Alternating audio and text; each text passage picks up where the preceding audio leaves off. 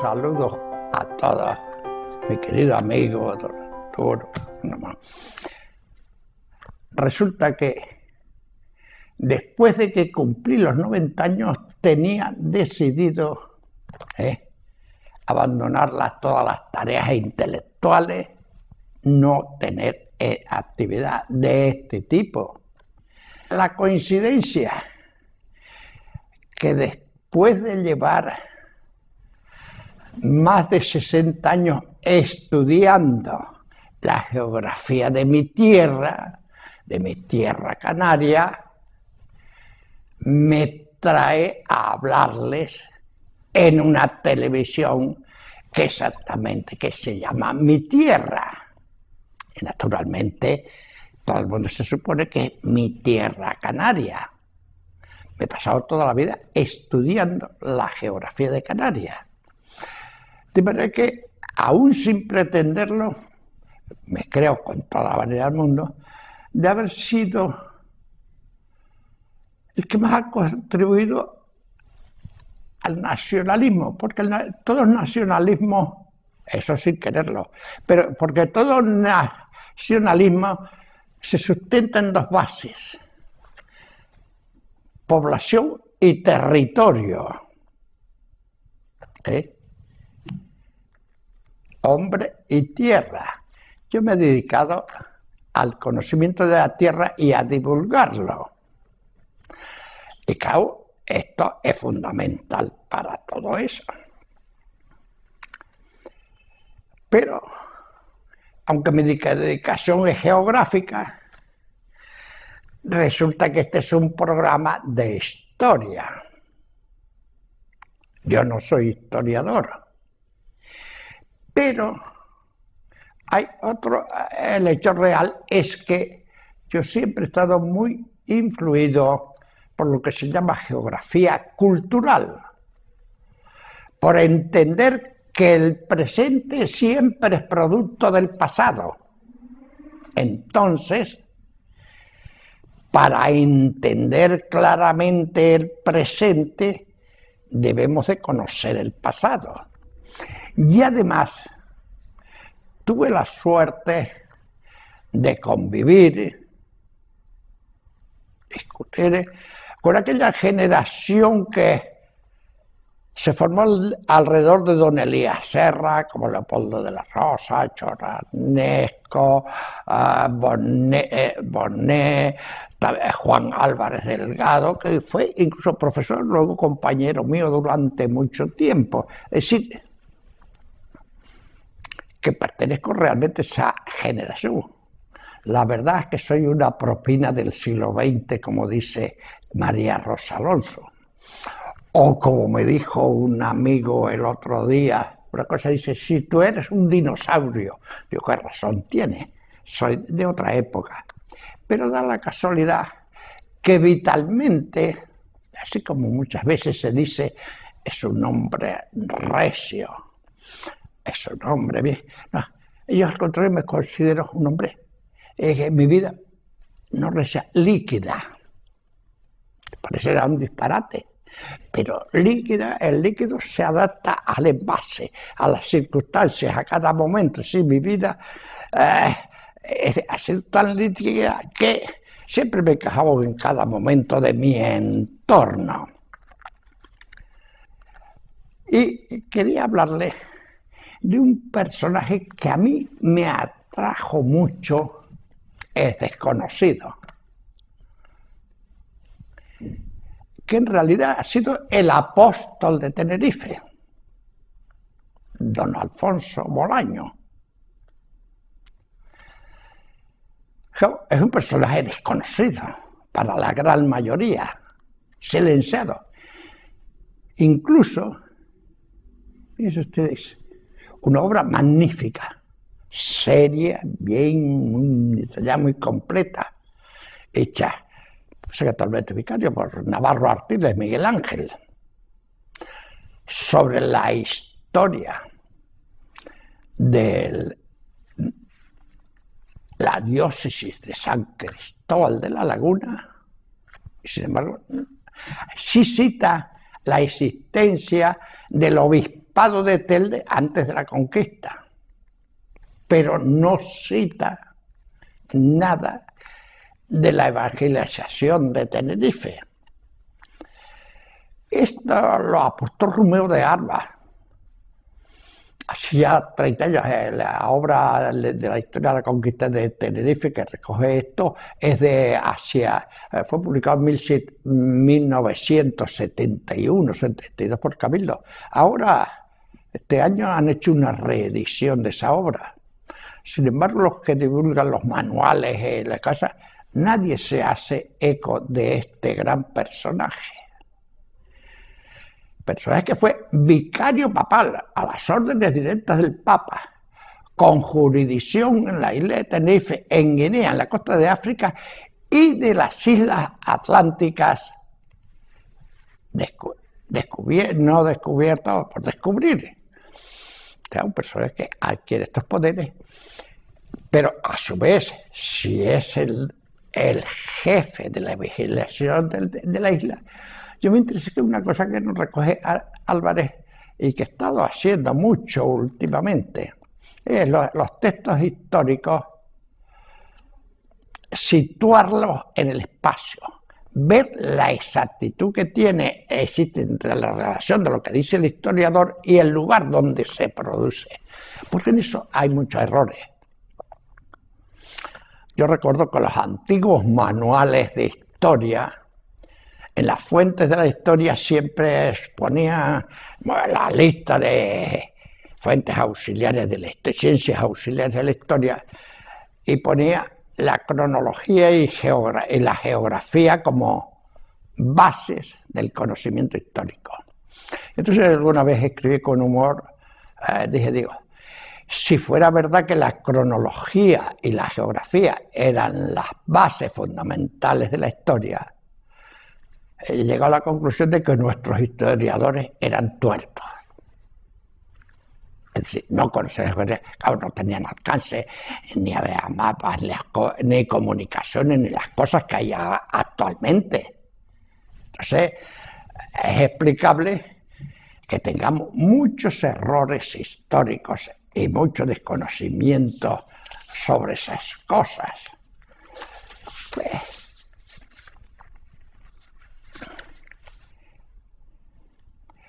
también, con relación a la historia de Canarias,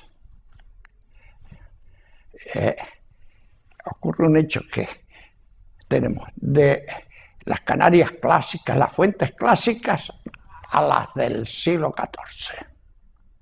Si tenemos ahí un milenio que no sabemos nada de Canarias. Pero Canarias debió tener bastantes contactos con el norte de África. con el norte de África, o mejor dicho, con el occidente africano. Pues claro, también a Canarias, en la época prehispánica, llegan muchas cosas del sur del Sáhara. Es decir, había una ruta por la costa atlántica, sobre todo que Romero la llama la ruta del oro, que entre el sur del Sáhara, el norte, y hacia Europa, que esa ruta luego quedó ya con la navegación, que era más fácil, quedó eliminada, pero a Canarias llegan muchas cosas, no la ruta de Marruecos, sino la ruta del Senegal, del sur como ahora. También nos llegan los cayucos ahora del Senegal, que no tiene nada particular, que en aquellos tiempos también llegan muchas cosas.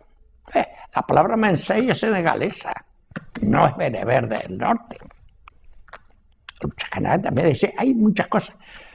Las cabras que vienen, las ovejas que vienen en la ruta del sur, no la del norte, de Berbería, es decir, de Marruecos. Tenemos la manía, en todas las cosas, de juzgar el pasado con un arreglo a nuestra visión actual de las cosas. Es diferente, tenía otras concesiones, es otro mundo. Y el proyectar el presente sobre el pasado da lugar al disparate o al error en el mejor de los casos. Pero, y para entender esta cosa, mejor ese periodo, hay que tener en cuenta el cambio climático. Ahora hablamos mucho del cambio climático, pero la Tierra nunca ha tenido el mismo clima. Ha sido muy cambiante siempre. En el siglo X llegan los vikingos a Groenlandia y plantan trigo. Pero hay un enfriamiento de la Tierra en el siglo XV que recuerdo que el geógrafo americano Huntington, Tierra y Cultura y Civilización y Clima, llega a la conclusión que el renacimiento se debe a un enfriamiento.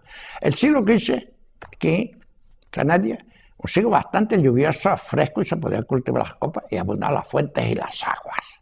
Es decir, no es el clima que hay ahora. Era muy diferente. Las grandes sequías en Canarias empiezan en el siglo XVIII con la hambruna en Fuerteventura.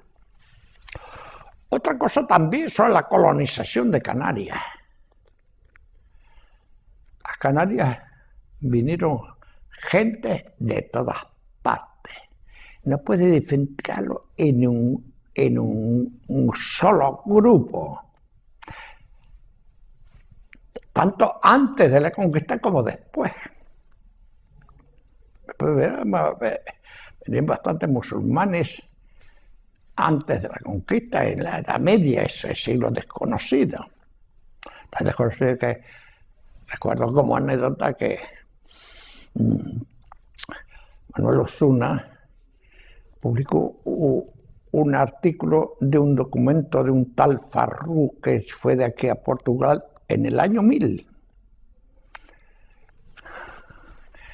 Fue vilipendiado y todo el mundo se ha hecho encima que era un disparate, y hace muy poco apareció en la biblioteca de París ese documento que él no pudo o no supo o no dijo exactamente dónde estaba. Y resulta que cuando la colonización se conquista, lo que en la Edad Media se llamaba las villas francas, es decir, a donde podía ir todo el mundo liberar y refugiarse de la justicia, las islas fueron declaradas realmente francas. Aquí vinieron a poblar las islas después de la conquista gentes de todos sitios y de todas las religiones. Tuvieron una enorme importancia los judíos. Y mire, yo creo que la mayor parte de los apellidos guanches o de árboles son todos de judíos. Jamás un guanche al bautizarse conservaba su apellido. En realidad es que el que sabemos que se bautizó se llama Diego Díaz.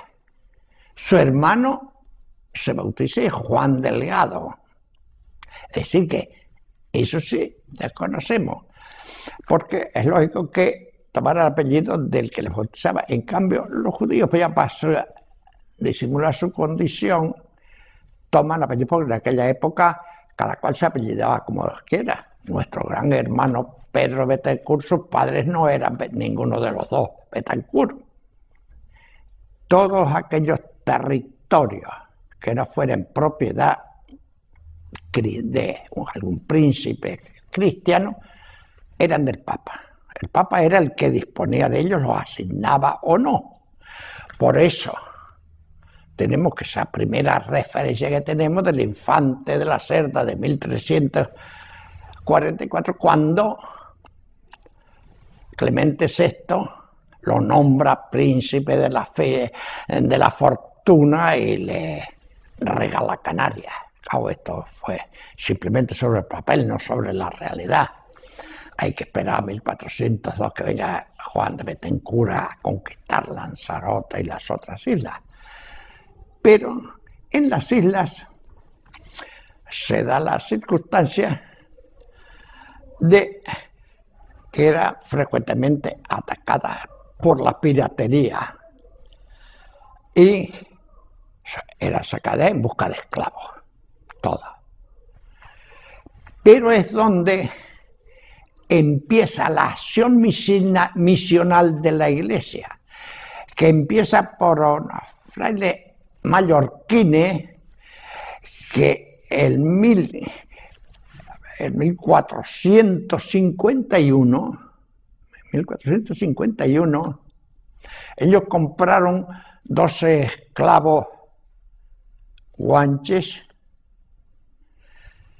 y con ellos los se cristianizan y se vienen a Gran Canaria en plan misionero, ayudado por estos neófitos canarios para dominar la lengua, para poder manejarse la lengua. Fíjense que ya, y entonces, al extenderse, eso sucede en Telde, pues,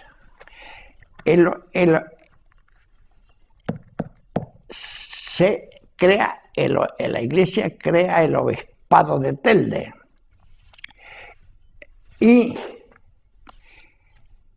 se conoce el nombre hasta de 4 obispos, pero resultó que las piraterías de allá, los canarios se enfadaron tanto de los ataques piráticos que se desahogaron contra los frailes de Telde y los mataron.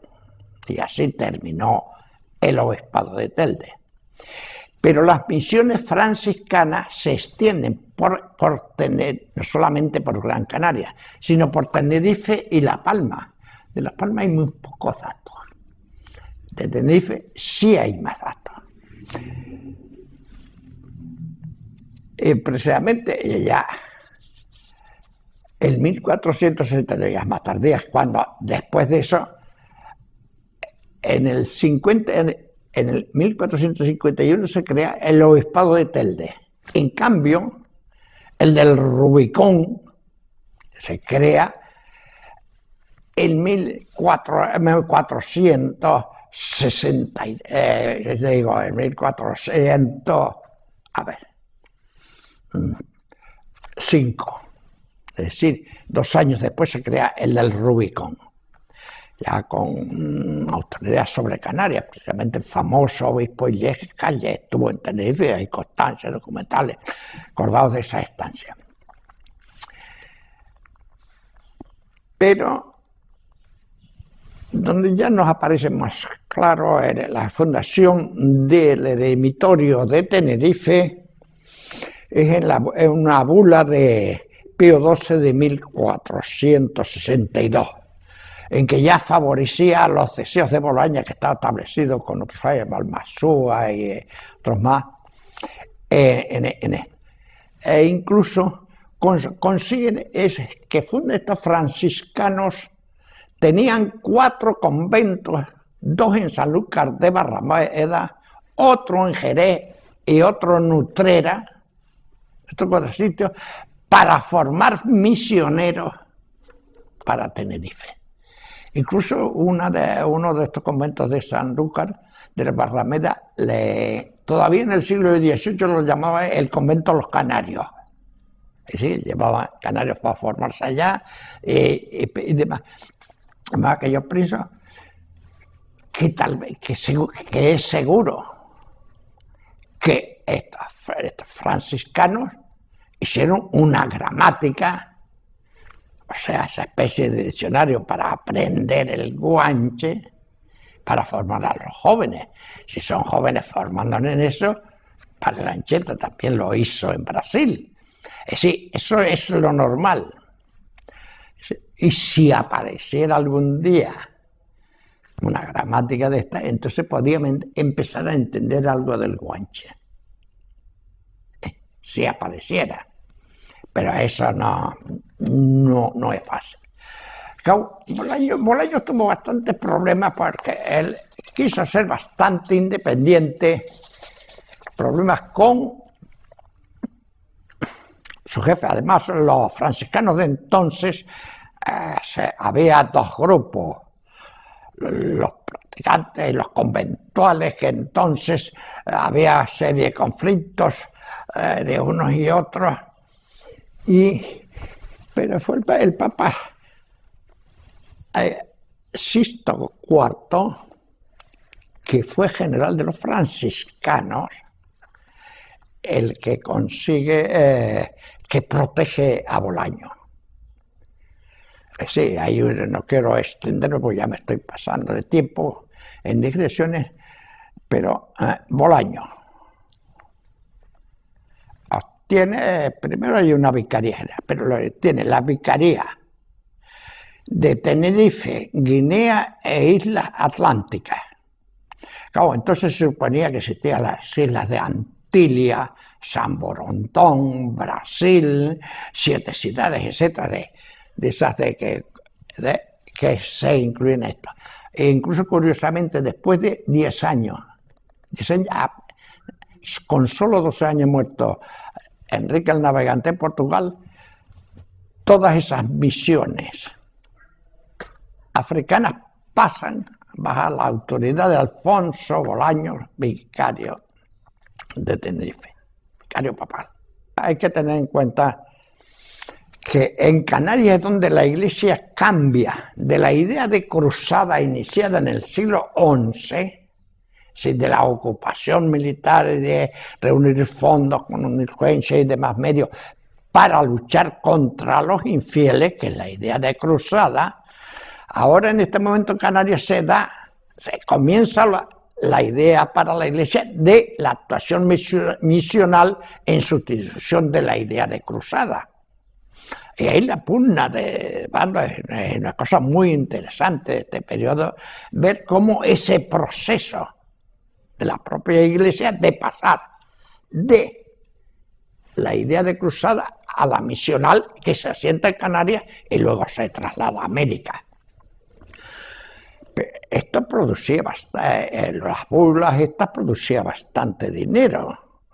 Es decir, hay una vez en burlas, una de ellas que resulta que era para toda España, entonces se desplazan los pregoneros, los cobradores, tal, entonces se reúne mucho dinero. Y estas misiones naturalmente se surtían de esto, pero las misiones de Tenerife decaen porque Bolaños muere en 1478 e inmediatamente ya entonces pierde, y hay un hecho tremendo para estas misiones, y es que los reyes católicos cogen el dinero de las misiones para financiar la conquista de Gran Canaria. El Papa protesta mucho, pero los reyes católicos no se arredraron Dijo, nada, este dinero es para de Canarias para con la conquista, y la conquistan. Y le quitan los dineros a las misiones. Y entre que Bolaños muere y esto hay una decadencia. E incluso la vicaría desaparece de Tenerife. El perfil de este personaje, yo me interesé en tratar de localizar dónde estaban los eremitorios, cuál era el área misional. Si hay bulas en que dice que había más de 1000 bautizados guanches, esto no podía hacerse desde Candelaria solo. Y además es absurdo.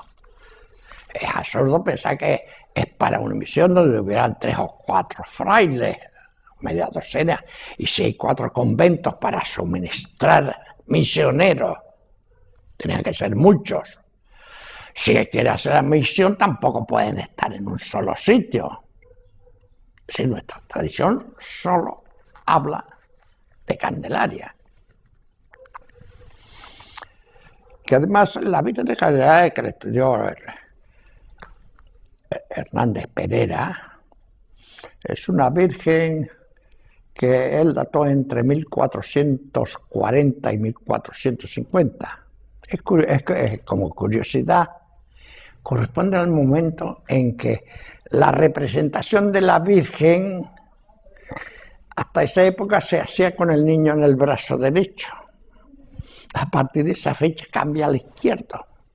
Es un dato que parece trascendente. Y los rasgos, que lo estudió, la sitúan en esa época. Muy amplio, y que no es cosa de entrar aquí en explicarlo.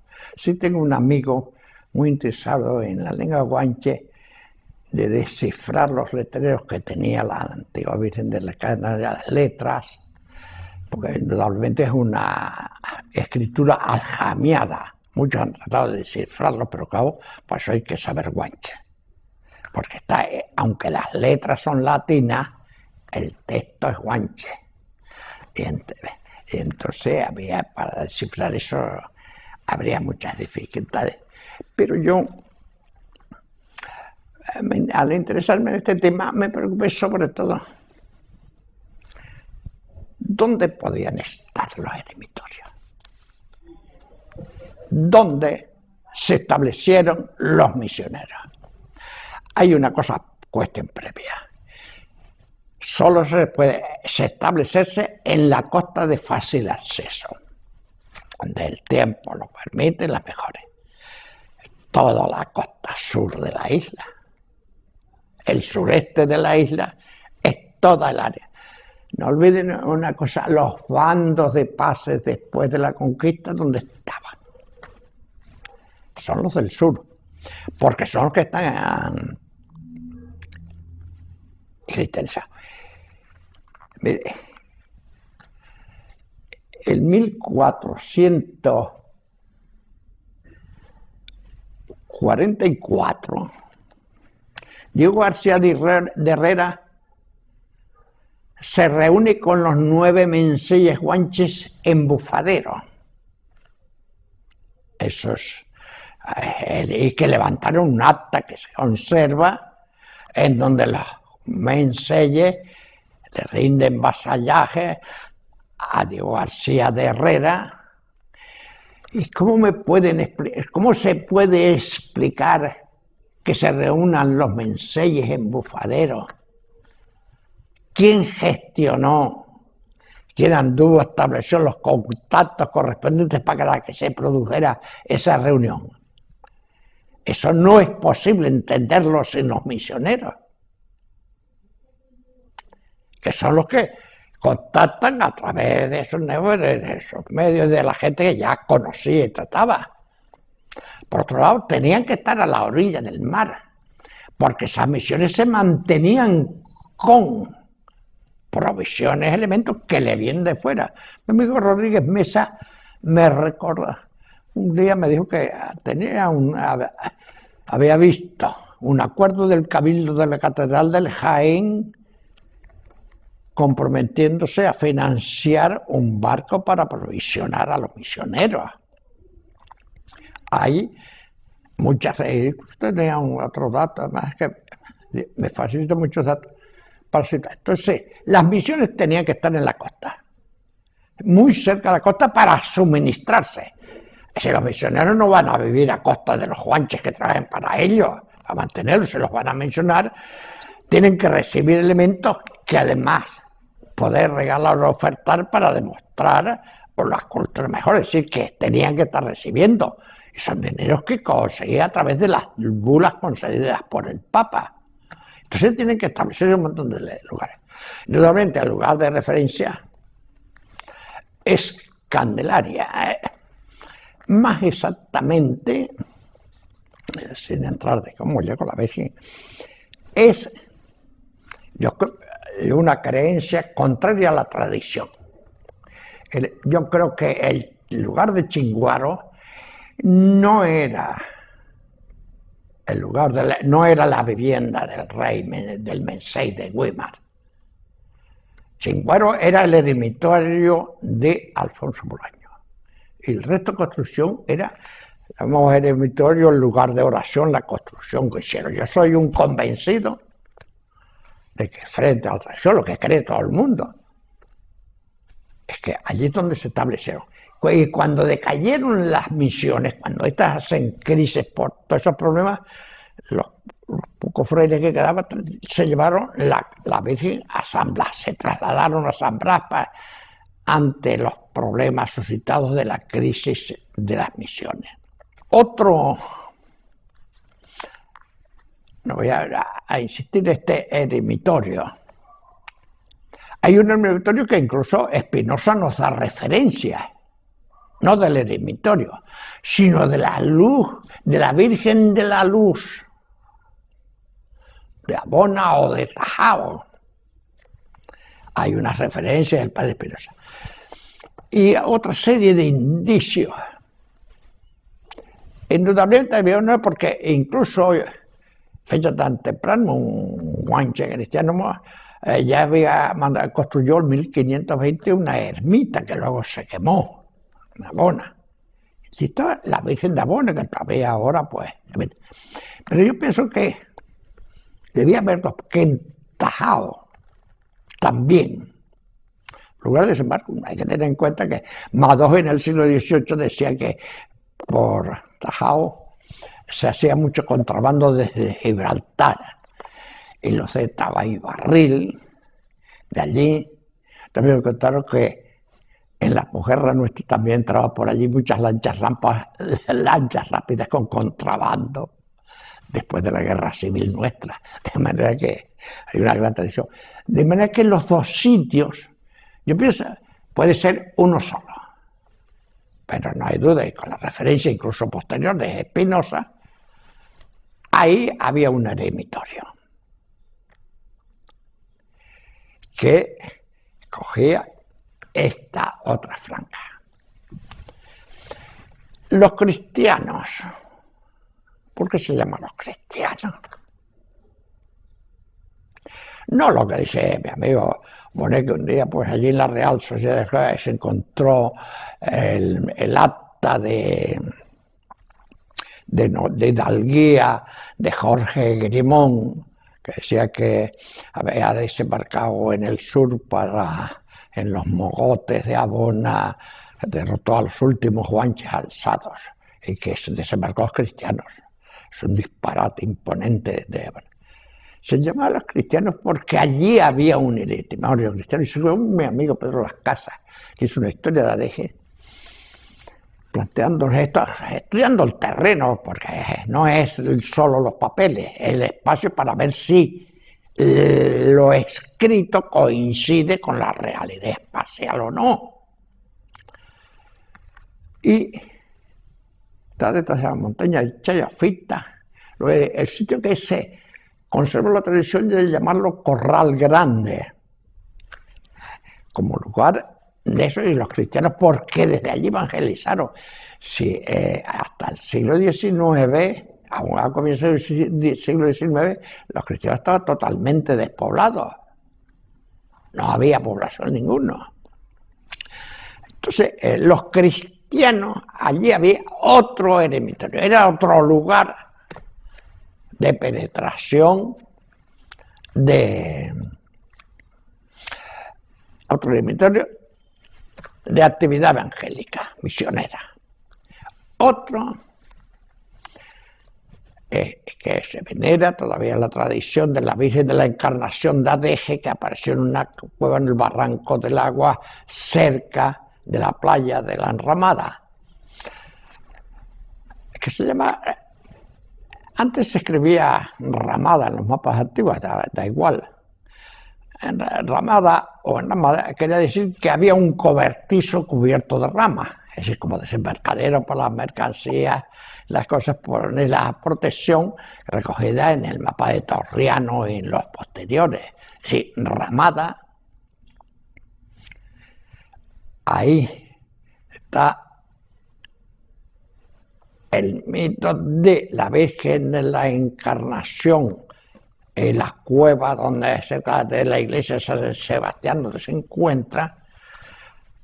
Naturalmente ahí hay un área de evangelización. Se encuentra fácilmente que se convierte el mensaje de Adeje. Ahí debieron de hacer una labor muy grande los misioneros franciscanos.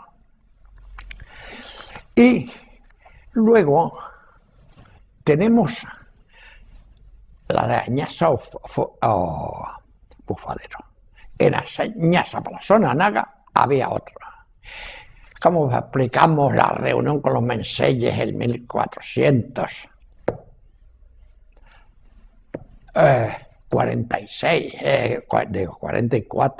de, como dije antes, de Diego García de Herrera con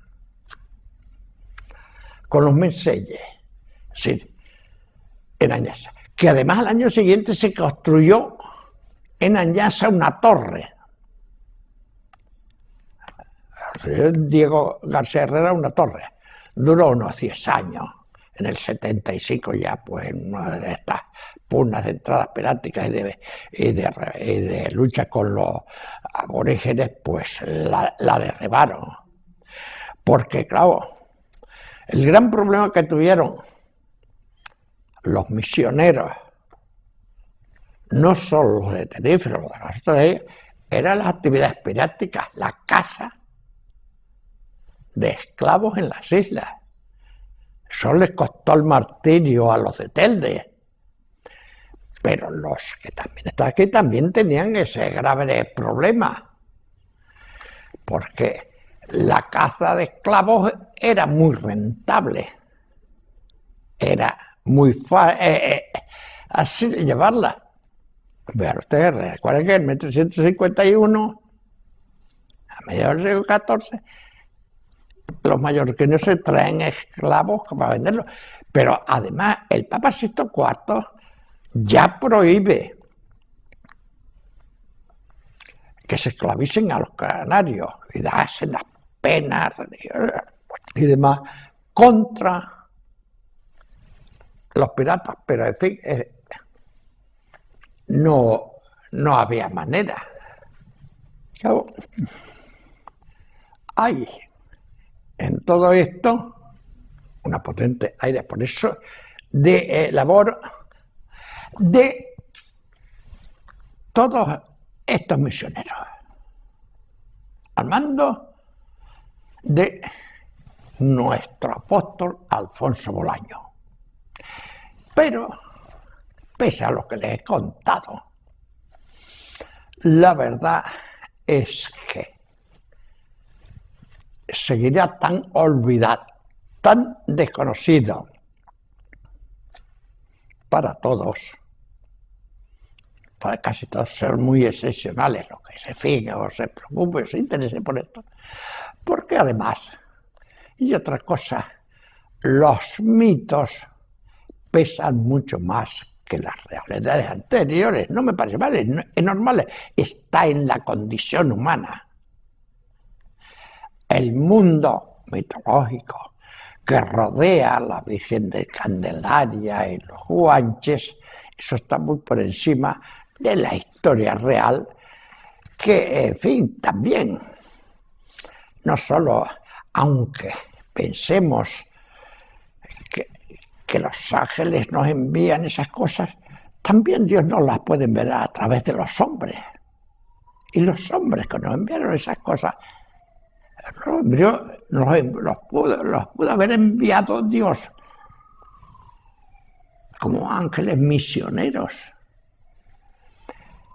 Pero, en fin, esto es lo que hay, y esta alusión ligera que he hecho a este personaje, para mí muy querido, y que he querido recordar aquí, y si es mi tierra, también esos misioneros fueron muy importantes para la construcción de ese mundo del que ahora disfrutamos, como es nuestra isla, mi tierra, a la que tanto queremos. Gracias.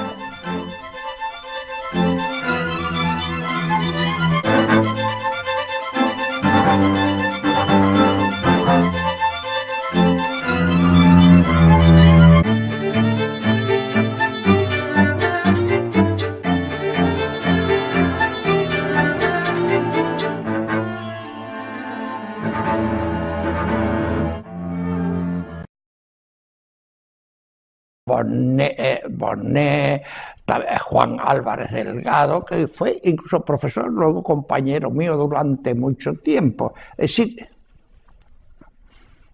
que pertenezco realmente a esa generación. La verdad es que soy una propina del siglo XX, como dice María Rosa Alonso. O como me dijo un amigo el otro día, una cosa dice, si tú eres un dinosaurio, digo, ¿qué razón tiene? Soy de otra época, pero da la casualidad que vitalmente, así como muchas veces se dice, es un hombre recio, es un hombre bien. No, yo al contrario me considero un hombre, en mi vida no recia, líquida. Parecerá un disparate, pero líquida, el líquido se adapta al envase, a las circunstancias, a cada momento. Sí, mi vida ha sido tan líquida que siempre me he quejado en cada momento de mi entorno. Y que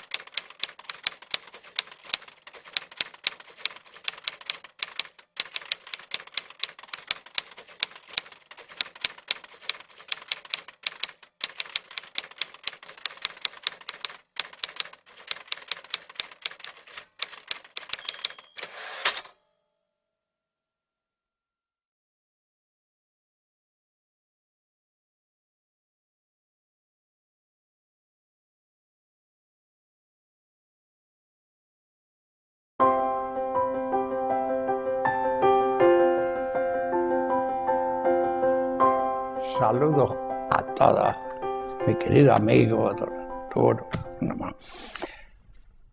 Resulta que después de que cumplí los 90 años tenía decidido abandonar todas las tareas intelectuales, no tener actividad de este tipo.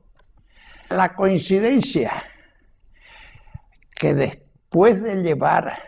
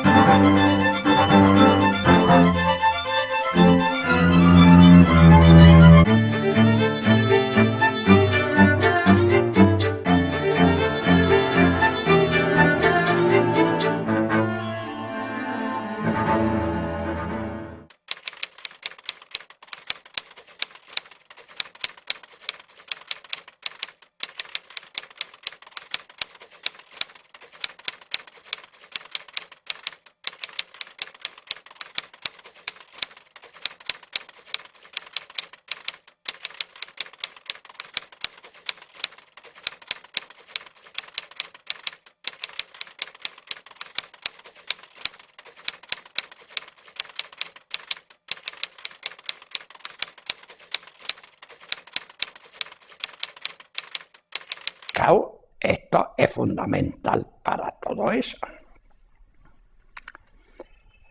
Pero, aunque mi dedicación es geográfica, resulta que este es un programa de historia. Yo no soy historiador. Pero el hecho real es que yo siempre he estado muy influido por lo que se llama geografía cultural, por entender que el presente siempre es producto del pasado. Entonces, para entender claramente el presente, debemos de conocer el pasado. Y además, tuve la suerte de convivir, discutir con aquella generación que se formó alrededor de don Elías Serra, como Leopoldo de la Rosa, Chorranesco, más de 60 años estudiando la geografía de mi tierra canaria, me trae a hablarles en una televisión que se llama Mi Tierra. Y naturalmente todo el mundo se supone que es mi tierra canaria. Me he pasado toda la vida estudiando la geografía de Canarias. De manera que, aún sin pretenderlo, me creo con toda la vanidad del mundo, de haber sido el que más ha contribuido al nacionalismo, porque todo es nacionalismo, eso sin quererlo, pero porque todo nacionalismo se sustenta en dos bases: población y territorio. Hombre y tierra. Yo me he dedicado al conocimiento de la tierra y a divulgarlo.